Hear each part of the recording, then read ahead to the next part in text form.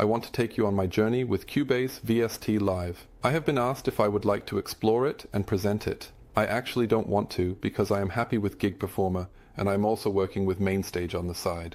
But I have now decided to get Cubase VST Live. There is a nice cross-grade and a special offer. It definitely makes sense to get it, because maybe it will be quite good, and I might switch after all. And I would like to take you on this journey, the complete journey. That means I have now purchased it, added it to the cart, completed the download, and from the download I would now simply start and take you along at every step of getting to know it. So I have no idea about the program. I'm looking at it for the first time just like you. I will draw a conclusion at the end of the video, or maybe even in between, comparing it to Gig Performer or Mainstage for those of you who know it or don't know it, where I see the advantages and disadvantages. Let's get started. I have downloaded it now. I go into my downloads folder and then click on the download here to install it. I am still on a typing and speaking at the same time is silly. I am still on the go with a MacBook Pro with an M1 Pro processor and 32 GB of RAM. And let's see how this whole thing is going. Yes, we accept that, of course. But we read everything properly so that no one can say later that we didn't do it right. The installer is first installing only the Steinberg Assistant and not the program directly. I probably would have already had that installed, so I wouldn't have had to do this at all. With Gig Performer, it's very nice. There are no additional assistants, you just load the program. So, it's starting off great. Well, yes. Do you need to allow the browser? Yes? Oh, it works. Still, I find that very uncomfortable. With Gig Performer, you need to download the file, then simply install it, enter your serial number, and you're good to go. And with Mainstage, it's quite similar. Since it is an Apple app, you have to purchase it from the store. Download it, and then it almost installs itself, allowing you to start working with it. Now he is first updating the Steinberg activation Mainstage. What I always found annoying about Steinberg to pass the time is that you always needed a dongle. As far as I understand, that's not needed at the moment. My Cubase runs at least with some kind of e-licensing thing. So an e-license, the whole thing is somehow on the computer, so now I actually have no idea how long it will take. Would just fast forward it quickly. So now this e-license control comes up. For this, you need to give permission again. I admit, this whole thing is annoying me, to be honest. Let's click here. So exactly, we want to have this here, My Products. Here we see that I already have Cheers. Let's click here, Almost Live. That doesn't work at all. Okay, I just clicked on it.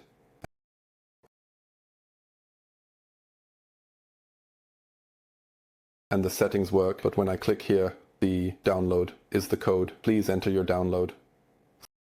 So that's a bit annoying actually. You have to know, I didn't know it now, but I said I would take you along on this journey. You receive this code in an email once you have downloaded it, and then you can go to, hopefully, click OK, and yes, I am entitled to use the product. Still, I'm sorry, I find it a bit silly. I don't know how you see it. That's the question here. So I need to install this, and I definitely need it. I don't know if I need that. We're going to install this first. That's 336 MB. I would just leave out the demo project for now. I would download the README, and I would download the manual. I think I can skip Helium. I don't think I need it. I don't need the patcher either. I don't need that for now. I'm quite well equipped. So let's let it download now and fast forward again. See you soon. So now everything is being downloaded. The question is, because it says install again, has he installed it now or not? Cubase. And Mainstage under V, here VST Live A, he has installed it. So let's open that now. Let's close this here, hoping that we won't need this thing anymore. The last time you opened Steinberg Activation Manager, it was for a quick reopen. Please log in. I'm sorry that even if the program is indeed great, I admit, I am really already extremely annoyed by this constant stuff, and it seems never ending, to be honest. Let's close this now. Now it's opening it up. Here it's loading everything. It's going through all my VSTs, and I would like to fast forward again here, so the time in the video is not the time in reality. This image opened up. We know a similar image from Cubase, but yes, it takes some getting used to if you're not familiar with it. Here we have the option to select the audio driver. I will now take my Scarlett.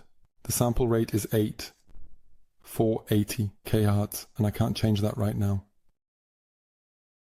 I can't change any of them. It just says empty. So let's leave it like that. Main audio. Output. This is also the audio device stereo. Okay, they can obviously be selected separately. We'll leave it like this. MIDI inputs. This is my X piano at the moment. And this is my controller. I could theoretically have a foot pedal as a controller, but I'll leave that out for now. Then default layer. Okay. Let's just leave it like this for now. Projects, auto load, use default, location. Then you can select something here. I would just click on new project and then we'll take a look at it. Now we are here and don't know what to do next. I'm not a fan of reading instructions in the first step. I usually do that in the second. We're just going to look around here. On the left side, we have 3 columns in the overview. On the left side, we have a set list. It looks like there is quite a bit that can be done here and things can be moved back and forth. Then we have down here something, learn, panic, CPU load, and people. Then we can create songs here, remove them, create parts for them, and remove those as well. I assume that a part is always under a song. Then we have layers, stack, tracks, mixer, and modules here. I'll click on that right away. We can close the layers here. We can also turn on recording here. Here is MIDI in and what it all means. Then you can transpose, octave, pan, volume, audio, or MIDI here. The controllers also change for mute select, which is actually pretty cool. Here you can choose the MIDI input. You can select the channel here. Then, for some reason, you can select a second channel or an instrument. This is probably input, and that is then output. Here you can set pitch bend and bank select commands for program change. Then you can create a controller mapping here, whatever that means, blocked, send, and so on. Here we have the velocity curve, which can apparently be adjusted individually. I don't know if you can also... you can click in here and then you can draw 4 points or 4 points. Maybe you can do even more. We need to take a closer look at this. When you click on it, you end up somewhere. Down here we have the transport field, the tempo, and the time signature. Metronome activated. Metronome, pre-roll. Let's take a detailed look at everything. Here you can display something else. Channel 1. Even more controllers. You can do that here. Okay, you can pull this out. That's pretty cool. Then we have here Media Bay and plugins, whatever Media Bay is called. We need to take a look at that. You can probably create templates from some old stuff and pull them out. And here we have, yes, here we obviously find all our plugins again. And 30,000 presets. I would say that looks pretty good. We'll just start playing around with it and try to play an instrument. Then we have stacks here. There's nothing to see yet. I'll just click on it. Audio input, right of the stacks, blah. Okay, this is still not entirely clear to me what it means, but it looks like an audio input that can be edited. Global. Then we have tracks, which looks a bit like a sequencer. That's actually what interests me the most in the end, because those are gig performers, and in Mainstage, let's say, you can do it. There are the media players respectively, but I would say that's suboptimal. And here it seems that you can already do a few basic things. Then we have a mixer here, and we see USM, song 1, stereo, out. We also need to inform ourselves about the USM, about this difference. Then we have modules here, whatever that means. This is the first one. This is our first overview, and I would say, in the next video, we will just start building an instrument or a song.